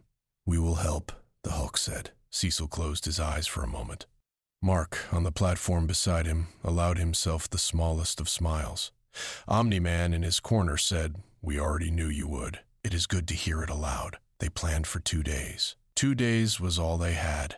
The Viltrumites arrived in numbers that made Earth's oldest heroes flinch. And this time Earth's oldest heroes did not lift their weapons against them, because there was, for once, a shape in the sky larger than the Empire. War Woman shook General Voss's hand without letting go for a long time. Immortal exchanged a nod with a Viltrumite officer he had once tried to kill. Darkwing stood beside a Viltrumite scout in a hallway, and neither of them spoke, but neither moved away either. Mark did not lead the alliance. Neither did Omni-Man. Neither did Cecil, though Cecil arranged most of it. The alliance did not need a single leader. The alliance needed a shape, and the shape they built in those 2 days was a wheel with a green center. The thing in the sky came on the third night. It came without sound. That, more than anything, was what people who survived would remember. There was no announcement. There was no roar. There was, instead, an absence that arrived and grew and settled over half the sky, and the stars behind it quietly went out. It fed on conflict. That was Cecil's last, coldest analysis. Every blow struck against it made it larger. Every explosion detonated near it fed its outline. The Viltrumites, whose entire strategy across 5,000 years had been to strike harder, harder. Harder understood the difficulty at last, and understood also, more painfully, what they had, in some sense, been all along. They struck anyway at first. They had to. It was in their bones. The thing grew. It grew across the outer atmosphere. It grew down the sides of the sky in slow curtains. It grew inward toward the moon, which folded, gently, quietly, into its edge and stopped being a moon. Mark led a formation of Viltrumites and Guardians against the near edge. The formation held for 11 minutes. When it broke, 3 Viltrumites did not come back, and 2 Guardians did not either. The Hulk did not join them. He stood on the roof of the tallest building in the city, and he watched, and he did not move. Bruce Banner inside him watched too. Neither of them was afraid exactly. What they were, together, was thinking. It eats conflict, Bruce said quietly, in the shared space behind their eyes. Then we do not give it any, Hulk said. Mark landed beside him, at last, breathing hard, one wrist swelling. Please tell me you have an idea, Mark said.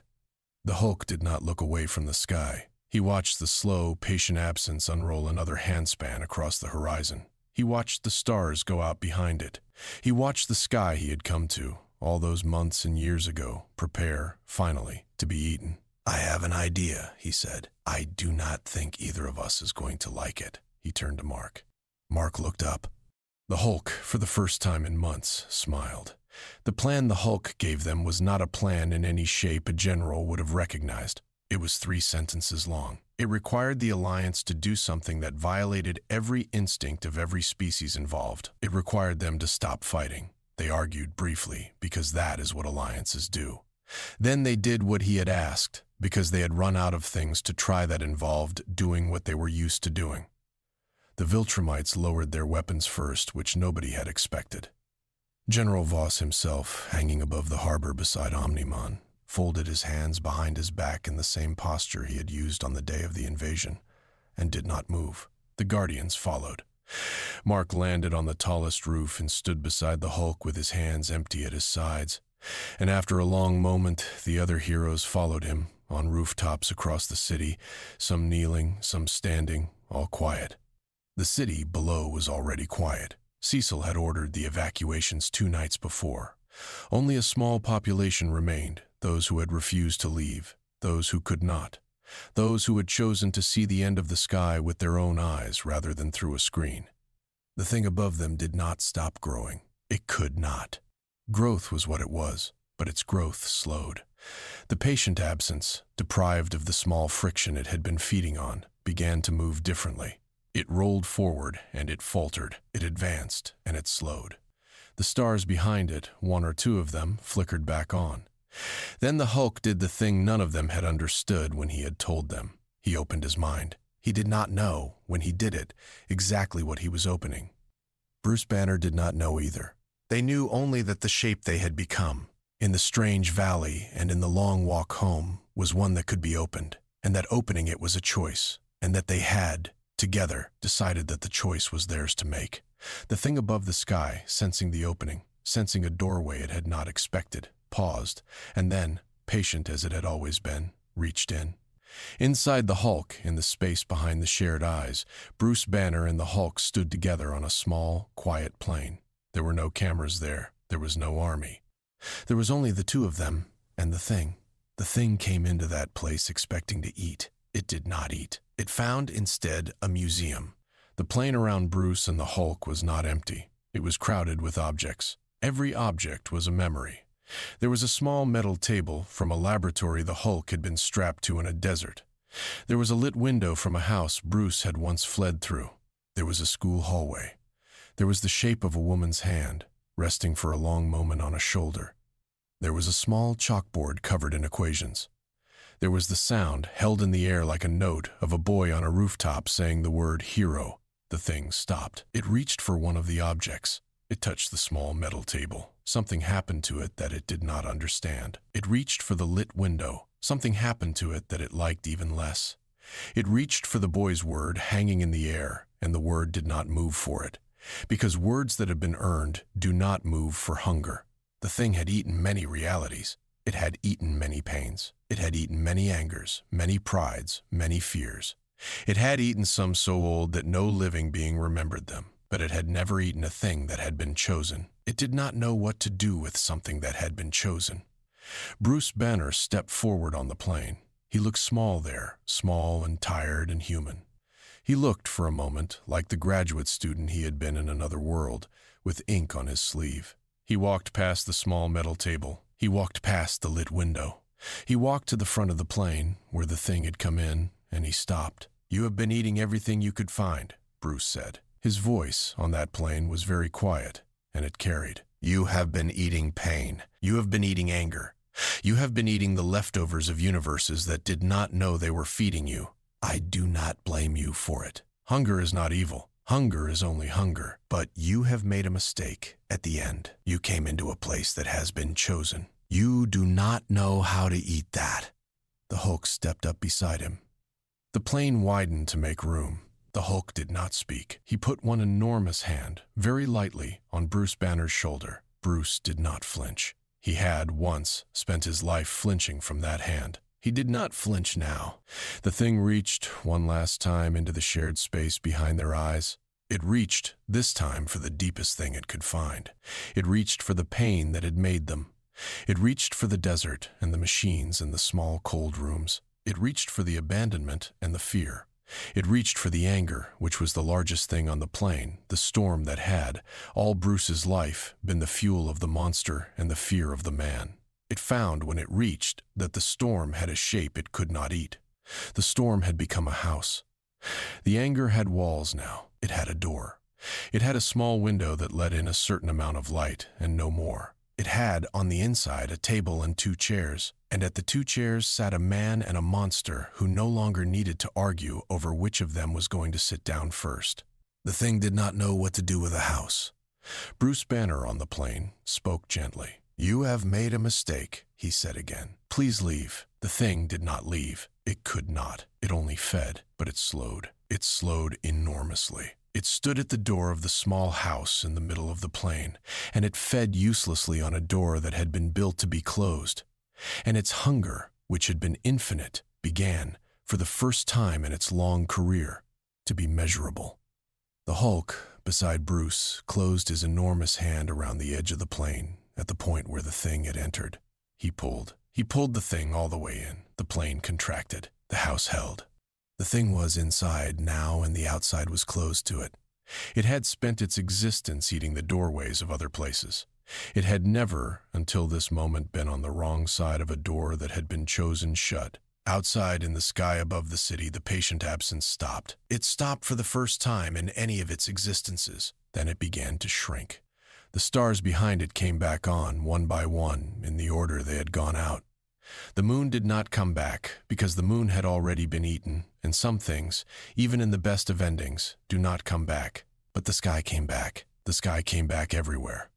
The Hulk sank to one knee on the tallest roof of the city. Mark caught him as he fell.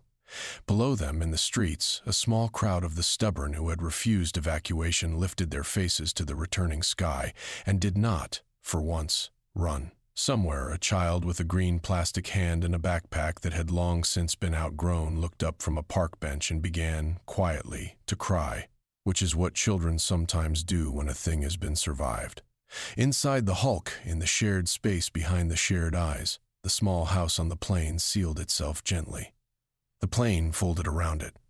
The plane became, again, only the inside of a man and a monster who had chosen, together, not to be two things anymore. Reality began to repair itself. It repaired itself slowly, the way healing does.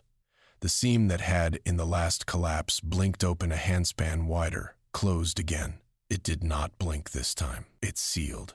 The Hulk's gamma signature, which had once been the grammar of the door, quieted into a simple, patient hum that no instrument on Earth could detect. Cecil, watching from below, allowed himself, at last, to light his cigar, and he did not, this time, put it out again. Days passed, then weeks.